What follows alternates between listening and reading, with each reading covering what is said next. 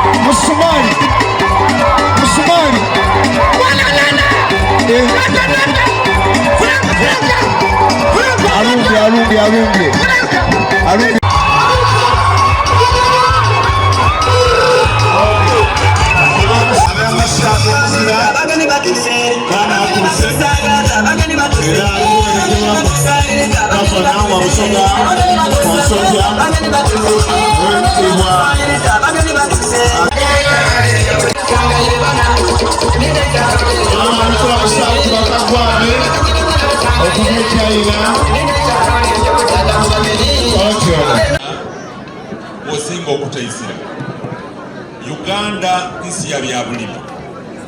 Twakola okunya Uganda ndi Busoga tusobola kuleeta kintu kindi kituufu tulimye era bangi bali ku bantu kiki tubaye tukola mu kulima tulimye okuva bwe twazaalibwa. Ngenda yenda kwewo awenze telebuza wali yenda akole ki kubanga wasira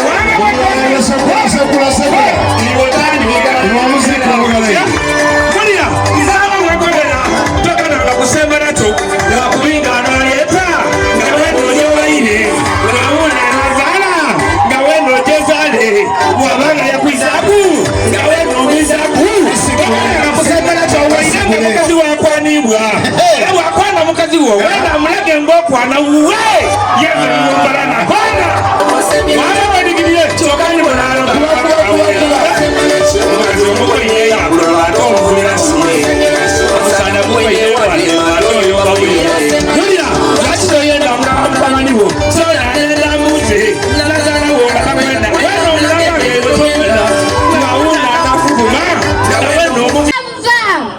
Where did you come from? Who brought you here? You are so useful to us. You came to Soga as a vision. We thank the people who brought you here. We hope you become rich, have food and jobs through farm for God and my country. In God we trust.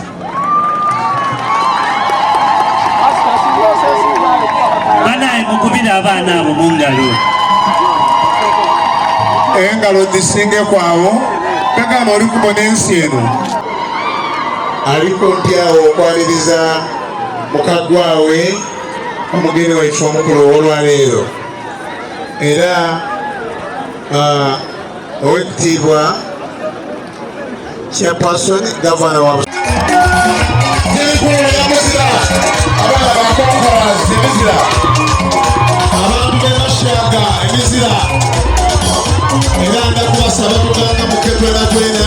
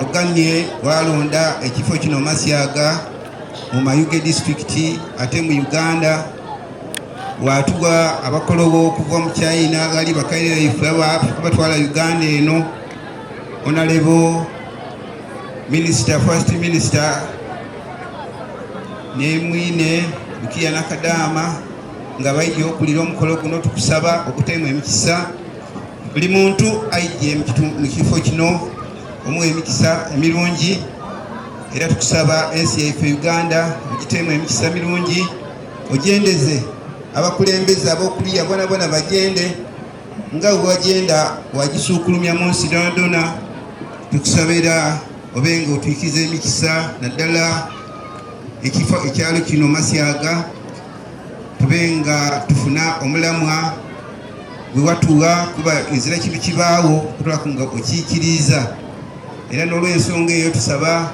abakulembeze baife abali mu ntebe oba lwekeze mu ntebe eyo obaga ebirowoozo ebirungi naddala abakulembeze b'amayuge omuli mukaire waife Chairman omuli mukaire waife Honorable Kadama omuli mukaire waife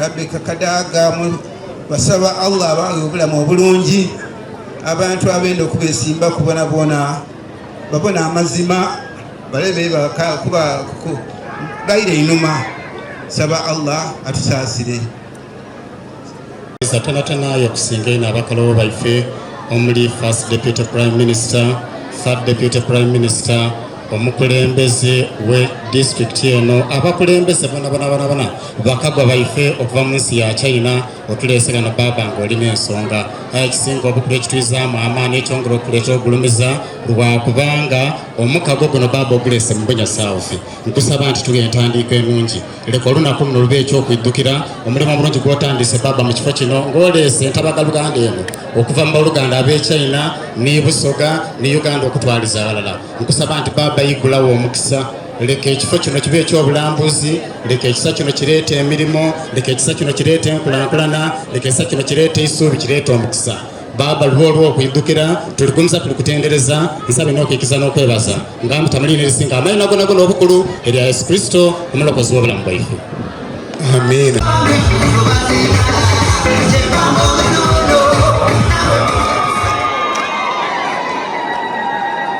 buyatuuka eyo gye muba imwebeene mwasiima omuzeeyi asiima bamuwe nti atyame kuniiwe mutyame itale eyo mututeekeze tugenda okusiima nti takoze bubi ife abali eno emayuge atukoze bulungi atulese n'olw'ensonga eyo mundikirize nga chairperson LC5 nsiime His Excellency the President of the Republic of Uganda olw'obukulembeze bwe obulungi olw'omukwano gwalase Uganda olw'okuba omuzaire is no longer a president but is a friend, is a parent, is a mentor. Atuleze nga Uganda, we feel him at heart.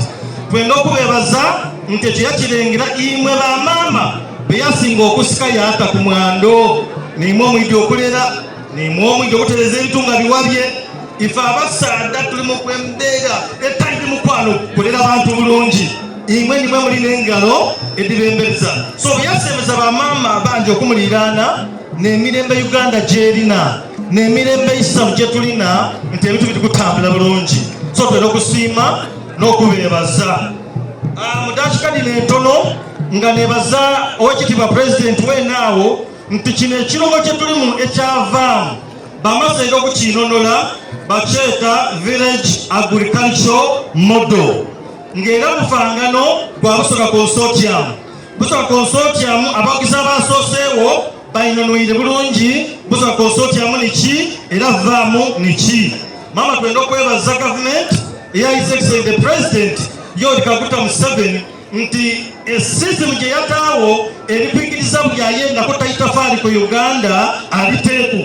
Ife Busoga consortium tunasobole kwetantala singa wazira mirembe egyo mu Uganda singa president tali in line n'ateekateeka bino. So twenda okusiima nti Busoga consortium yasobola okusolooza ba chairman LC5 boona basobola okuyiza Busoga engulu kuba mutuleze maama nimwe omuli mu kintu ife twidye kwongera kunyweza imwe kimwasimba. Busoga maama ogibeereirewo emyaka gyona ekyo kyajja ku rekodi omuntu ayenda katono ayenda ino obeereirewo Busoga. Twenda okusiima mukuba engalo tusiime maama Kadaga olw'amaanyi obuyinza bwakozesa omukwano gwatamu obusobozi bwona bwatamu nti Busoga esigala ku maapu. Maama twenda okwebaza ate era niwe patron wa Busoga consortium ndi nti gavana ebyo ebigambo ebisinga bibye naide okubyogera ayi nga tuli basanfu weebale ino weebalire irala. Nze nongera kwebaza tiimu waka gye tulinayo era ndikiriza nsitule ku executive wemuli timuyite n'olw'obuseera tusiimye okubonaku kampulire omuziro ogw'amaanyi n'akalulu nga twaniriza Isaac Musumba chairman ow'ebyesente mu CFM Uganda. Baba tweyanziza webale kulinga ssebo. Your Excellency Zan, you are most welcome. We are so grateful at Busoga Consortium for receiving you here today in this village Mashaga. We are so grateful. We know very much that your coming is going to change this village variously. Kapulira omuzira nga twaniriza omugeni waife okuva China ate nga aije okuwera ng'ekyukakyuka eba ku kyalo kino. Omuzira kanguwulira ogw'amaanyi banange. Ssebo omukulu RDC ow'ekyalo kino, ssebo minisita ow'ebyobulimi mu bwakyabazinga bwa Busoga. Aba Baba TV basabuli banyabo omukolo guno Baba TV eri kukema mama omugeni omukulu Baba TV bano bange mu omukolo guno okuva ku ntandikwa paka ku nkomero. Tuli basiimu ino Baba kyabazinga twatambula naye era byona Baba biri mirala. Tuli basiimu banange olw'ebiseera mundikirize ntwale omukisa guno okubanga nsaba bakulembeze banange nga ntandikira ku chairman ow'Emayoge ate nga ni vice governor omumyuka wange nti Baba wange awala ni council executive ba chairpersons abero C3 nali bayitindogera kubanga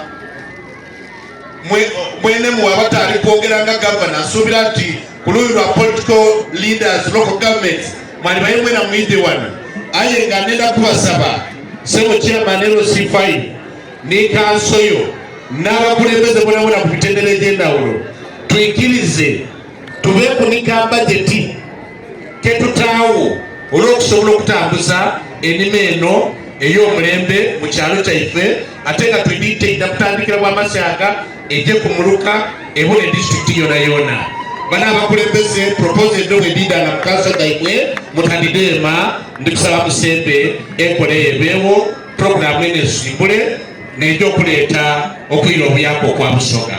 Kino nkikubiriza imwe abakulembeze aba disitulikiti eno ayikayini Busoga yena bakulembeze banaife n'omulanga gwe tuli kubakubira kubanga ensi yedikulakulane nga China eno n'enkola gye yabitamu okubanga olwaleero ezira mugayiga ezira mwavu mu nsi eyo eya China.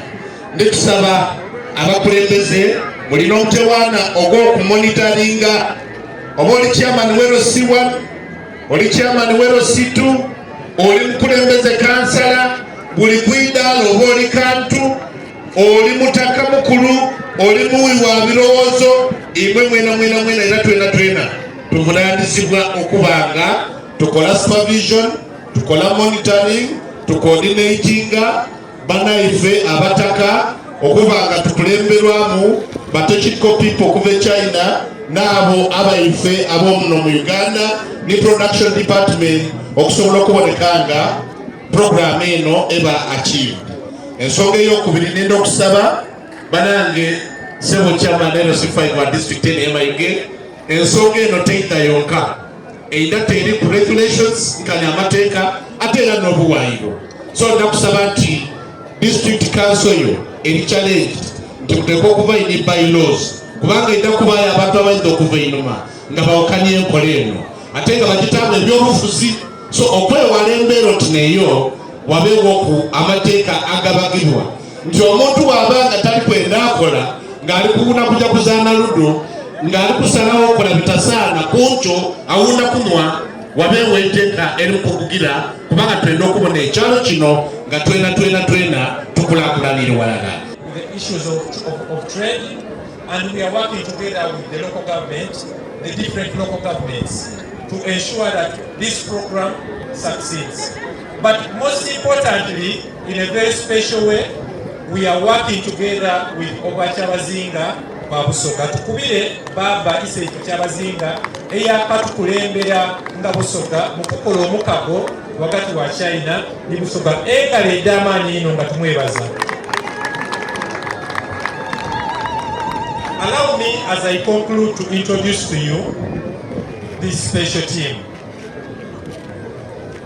Bana timu eno gye muli kubona abantu bano kibasasulwa because tuzira busobozi bukola ki bubasasula ayo tuzira, but they have committed themselves okuba nti baida era bajja kwida bawangale nife mu kyalo kino ky'Emashaga. Ole director wa local government inspection mu ministry ya local government ya Uganda Mwami Genda Walala, ate nga ni director wa finance and administration mu Busoga consortium. Omwami oyo mwami mukozi era tusuubira nti alina experience mu byobulimi wamu n'ebyobukulembeze mu administration. Twasalawo nti naabe in charge wa sente tutujja okufuna donadona kubanga musaada mwesimbu ate abayiyewo ebbanga ate muntu mukulu. Tulina mwami Buwande Anthony munamateeka era nga ni deputy legal advisor wa Busoga consortium. Tulina Omumbeda Esther Mirembe abawuliza NBS radio muteeka okuba nga Esther Omwidi si weewaawo. Esther Mirembe ni manager wa radio ya NBS ate nga ni public relations officer owa Busoga consortium. Tukubire obugalo Esther.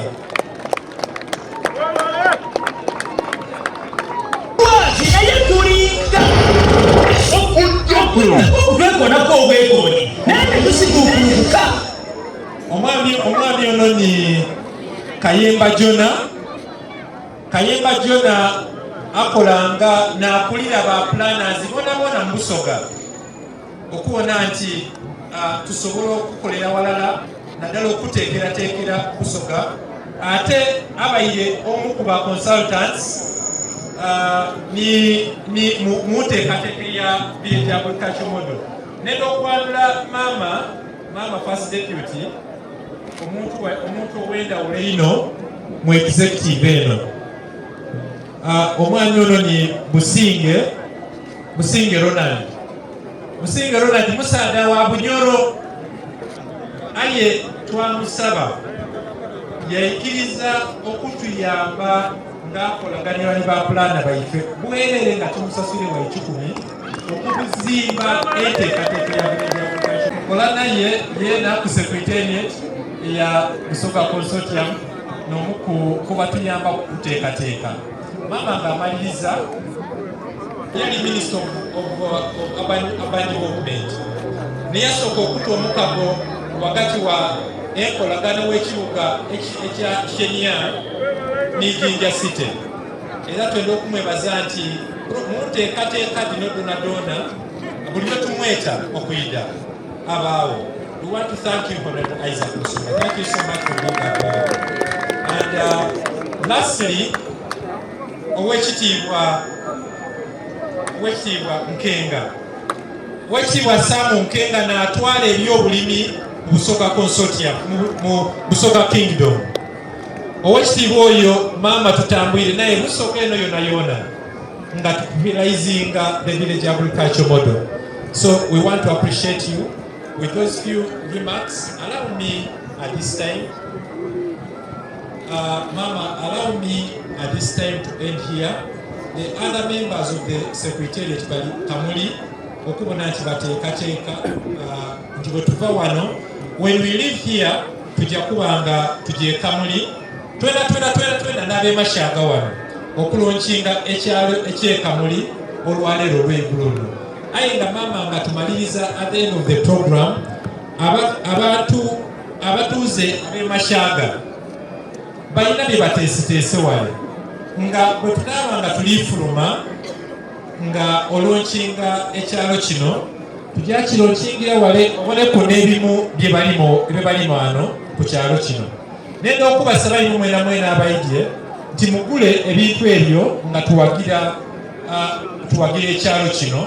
Bw'obitawo baawuli kyokulawo ekintu nga kirala nga as we support the local economy of Mashaga. At this time, Governor of Busoga Consortium for Development, all the local leaderships in Busoga Consortium for Development, especially for the brothers, sisters, and my family in Mashaga. It's my great honor to be invited here to witness this important function. We are here to witness and to enjoy your passion, your energy, and commitment for your own development. In fact, China and Uganda has enjoyed and shared the very profound friendship. So what we have gained from the past development can be valuable, can be shared with my friends here. This is what we are here for. We have a team, the South-South Cooperation Project team, between Oman, FAO, China, and Uganda. And I'm happy to tell you that since the very beginning of this project in 2012, there are more than 56 Chinese cooperatives, technicians, and experts have been patched here to work together with you. And all that is the village agricultural model is proving very effective and useful vehicles or tools for poverty reduction and livelihood improvement and local development in China. This one involves the community participation engagement.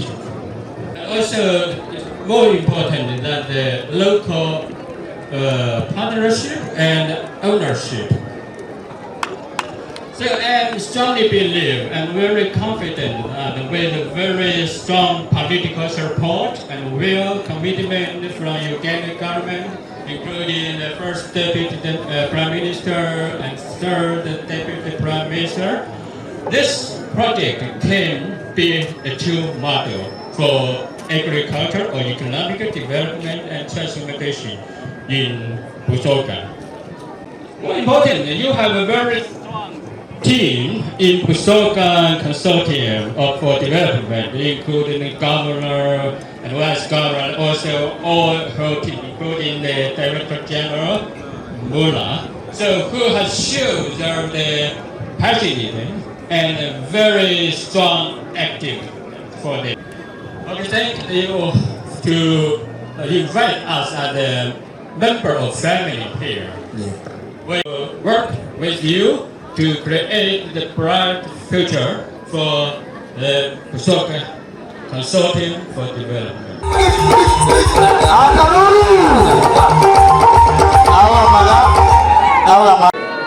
Ebigambo byange tibijja kuba bingi nenze kwaniriza abantu abaligana abakulembeze bona n'abaviire ewala okwida okutwegayitaku mu nsonga eno ey'enkulaakulana mu kifo kyaife kino. Nendakoba nti ebigambo ebisinga bungi ebigema ku nsonga eno eya village agricultural model babyogeyeku nga twatambula era nga nali leader of the delegation okuva wano okujja e China oba ninze nakulira etiimu eyo era bwe najja n'abantu babaire gano bangi betwatambula nabo. So nga mu ebyo tulimu ekyokulaakulanya ebifo byaife nga twegayita n'abantu abo bemuva okubona wano abaliikulirwa His Excellency nga tuli kwenda okubona nti tutumbula ebyobulimi ebiro ebininga babanoyinoyire. Nendakoba nti mu abantu ab'emashaga mulina omukisa nti kino ekyalondebwako okuba nti tuli kwenda tubone nga musobola. Kirungi nti muleese ebintu bire ebirigale tubonereku nti musobola. Aye twetaaga mutulage obumalirivu kuba ife ba leaders aba gavumenti tukirimu, baba kyabazinga akirimu era bwe nali nje China tutyo bwe twalidinga delegation twatambula naye. His Excellency the President of the Republic of Uganda General Yoweri Kaguta Museveni ensonga eno agirimu era bwe twali tujja nze kyajja kyankwanzi yategeera nga nagiira e China era yantaamu n'omukono nabanga najja n'okuba nti amawulire gantulinga bakomera gano tena mulowooze nti ekintu kino tukirimu ife twenka. General Yoweri Kaguta Museveni akiidi nti era kiriyo tukikubira omwala kuba ali kunoonya Busoga nga Busoga tujja kutya mu maiso. So babanga akisaire mu mukono ekitegeeza nti yakiwa katiiki nti twetaaga Abasoga tukulaakulane. Ensonga y'enneeno efaananaku nga dina enkiiko edingi tuli kuba naddo beekulaakulana tuli kuba naddo nga the PDM mwidi nga tulina PDM efe bikumuluka aye bano Abachina bo bakuba tutandike n'ekyalo ekitegeeza nti bifaanagana kuuku byenda kufaanagana na mbeera oti neeyo bwe mbanga mwenda okubamuku ekifaananyi ku nsonga eyo. Ife nga gavumenti twajja kumuluka bano bakuba tutandike na village tutandike n'ekyalo. So nibasaba baba bakubye okutegeka ennimiro daimwe babanga niwo omukube bali kujja okuba nga bakuwaire ensigo okusimba. Ensigo tagirya tugikozese tusobole okuba nga tuba ekyokuboneraku kuba abantu bajja kuva e China balide balambule ennimiro daife edo badibone babone nga tulikola ekisinga obulungi.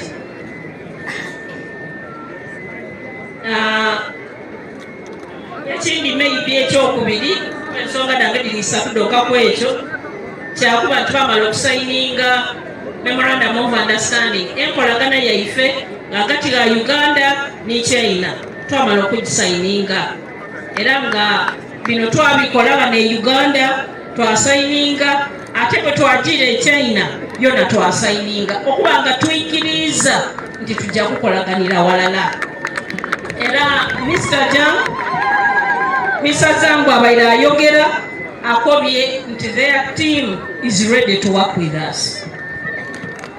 Baliko bati bo betefutefu okwida okukola nife Abannayuganda, okukola nimwe Abamashaga bwebake bayigiye muli tukole nabo tuna tubalage tusobola okukola, tuleke kulaga bunafu oba nti oba netulemesa okuba nga tujja mu maiso.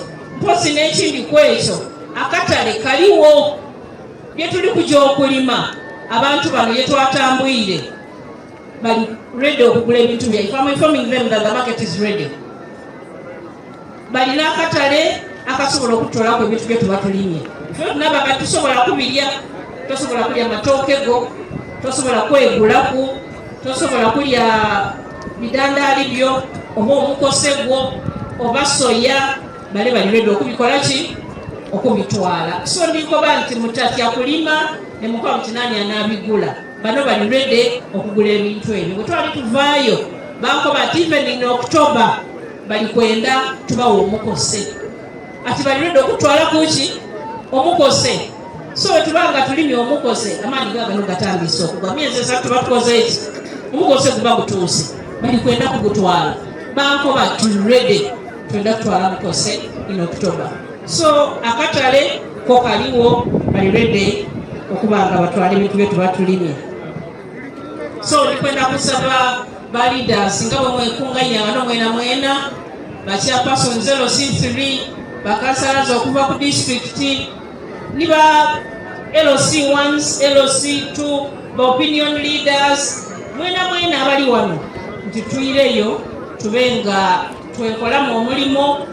Ni ba technical officer bakubya tano baile okawo okubona nti kino ekintu kimobilizingira tubenga tukita ku mwanjo tulage nti ekituufu ekyatwidamu kituufu tukyetaaga era tulina okutambula nakyo walala.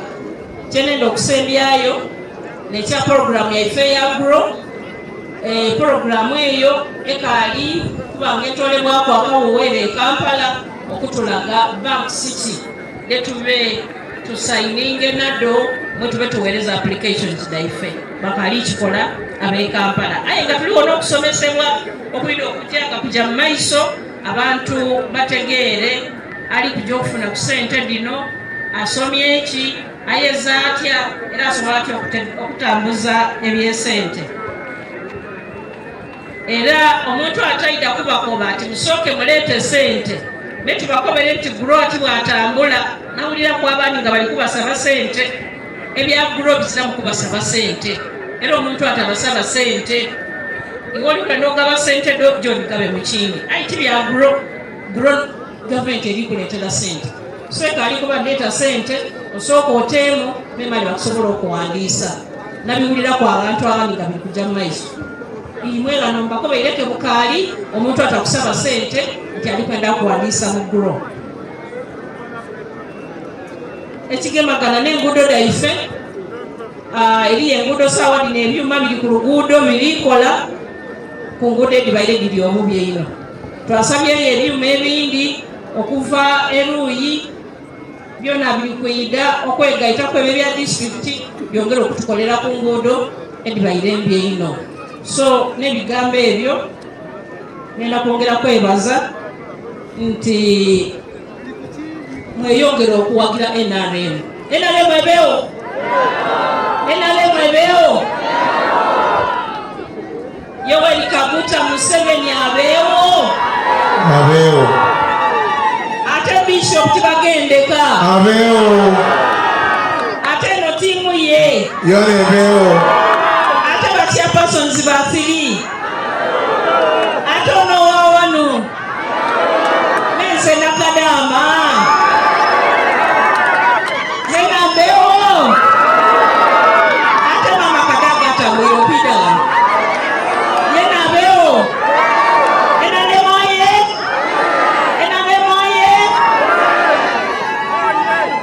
eyanziza tuli kujja kweta abaana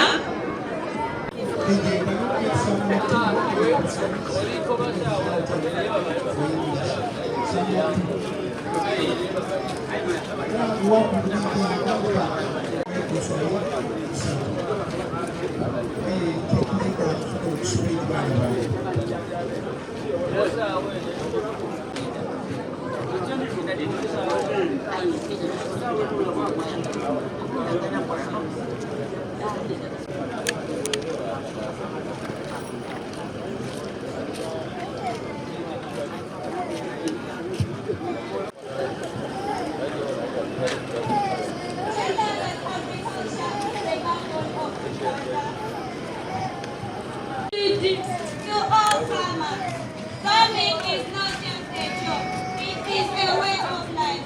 It takes one has a new challenge, a new opportunity to learn and grow. We remain students of Conqueror Senior Secondary School, where we believe that with God all things are possible. All senior opinion leaders and all schools present, a good afternoon. My name is Nassan Salwa, a student from Conqueror Senior Secondary School. I'm here to give a speech about the BCD Village Agriculture Model Initiative. Agriculture is the science of growing crops and rearing of animals. Here we find animals like poultry and those ones which are known as cattle. In plants we have cereals and also legumes.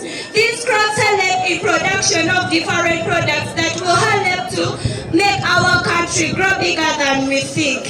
Briefly, farm embodies a holistic approach that transcends individual farms to encompass entire villages, fostering community engagement, collaboration and sustainable agricultural practices. By adopting a village-wide perspective, farm aligns seamlessly with the overriding comprehensive approach. It's needed to break the cycle of poverty and deprivation in this district. That everyone in this community is a farmer, but no, one of those ones who are farmers, they have benefited in it through being supplied with good food, increasing their nutrition, and being able to take students to schools. But many farmers lack insurance, lack access to get agricultural loans, they have limited technology, poor seed varieties, high input costs, depending on rain-fed agriculture, increased pests and diseases, and lastly, lack of enough agricultural tools and equipment. But this also gives a way to lack of access to markets, lack of support services from the government, poor knowledge on production and marketing, inadequate and poor storage, lastly, soil infertility due to utilization of poor agricultural practices. I thank farm and other bodies which are here to optionalize the farm program, and that problem is solved. But I recommend and request to carry out agriculture for the better enlightened future of our district, Mayoke. As I conclude, I am ensured with my fellow students and only favor large pieces of land, but as small as your land is, they also favor you.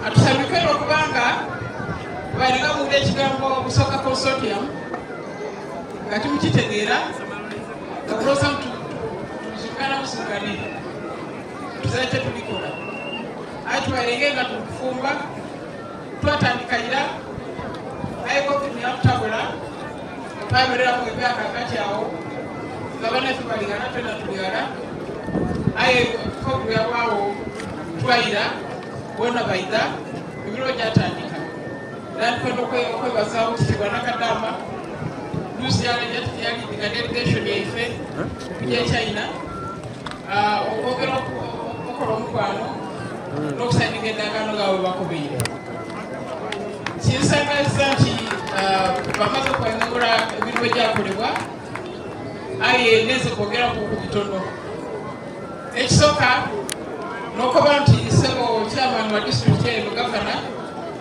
abaana bano ndikwenda kuba appointinga nga ba monitors baprogramu yaife eno kubanga bagitegeire balijogerera kale tusaba tumwana ganaaba abenga supervisor abona nga programu eri kutambula nabu tukipinga records tujakula tufuna ekiseera tubabuuza ekyekyo tujja mu maiso ku kyaleero so that you are involved as leaders. Babakobeere tulina akatale era omwezi ogw'ekumi bakusuubira tujakuba wa ttale eziwera ez'omukose olwedde eriwo n'olwekyo ekyakatale kigana nti mukyalaliikirira n'ebintu ebindi byona tujja kubakobera oda luna batufunye musobola okulima ebyetaagisa nga buliswadi tujja kubitunda mufune sente aye twajja kusobola kufuna sente ezo ettaka buli mazeewo bikula nti emayuga eno bulunaku mutunda amataka nasigazaawo ki mwegendeze okutunda ettaka lino n'okulimenamenamu nga omuntu afuna katono ino katasobola kozesa. Ekindi ensonga ey'okuliwa ebikadde bwolina akafo katono n'obulaliwo otemmere yona nsonga nkulu. So ndikubasaba abantu abalina obutaka obutono mutajjaino mu ebyo mujje mu bintu ebindi kubanga ebikadde otwala myaka ebiri okukula aye enakaliga omupese guno gwa myezi esatu gotandika ofuna mali n'olwekyo ndikubasaba nti mupulanige bulungi amaka gaibwe n'endima yaibwe.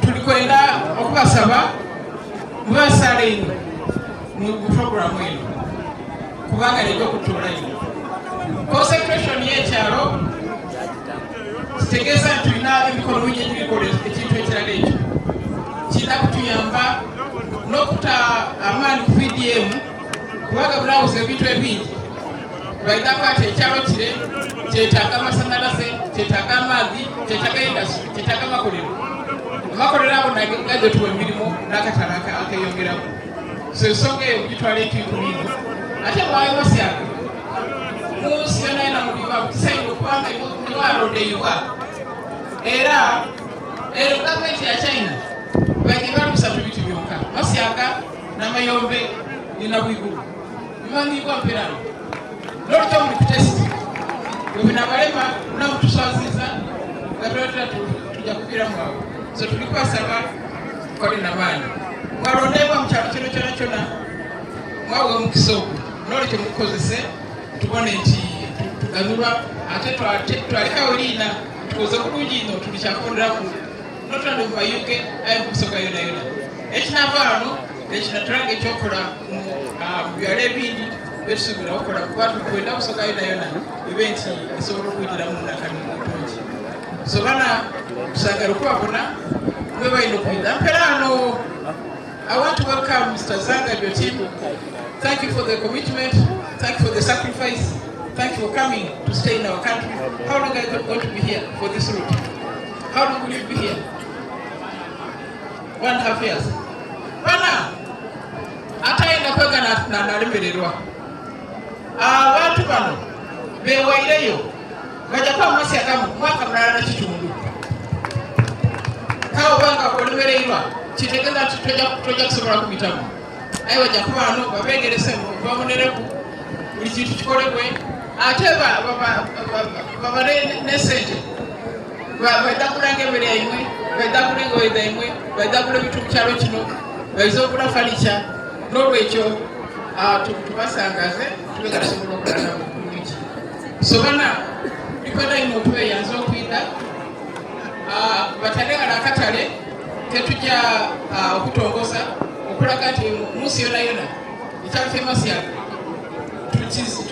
tukitongozizza ng'ekyalo kya village akula kyomudu esookera ala mu Uganda yona yona mu byalo byerawo n'omutwalo ogudu mu Uganda kisookere ano n'olwekyo bana buli kutesi ate omukyakuda ku kyamaani n'olwekyo omukisa guno mugukozese tujja kujjamu kutesitinga tubone ekiri kujja mu maiso tubone nti ekyalo kitambula bulungi so bana olw'obwire tugenda kubasaba nti kwebaza webali kwida abagendera byulanga webali kwida katuluke tujja agandi bona tubatokoza ebbaluwa nzifunye dadi bitamu tubone engeri kyeyawuliramu Wewe inokumbuliza wewe baliera.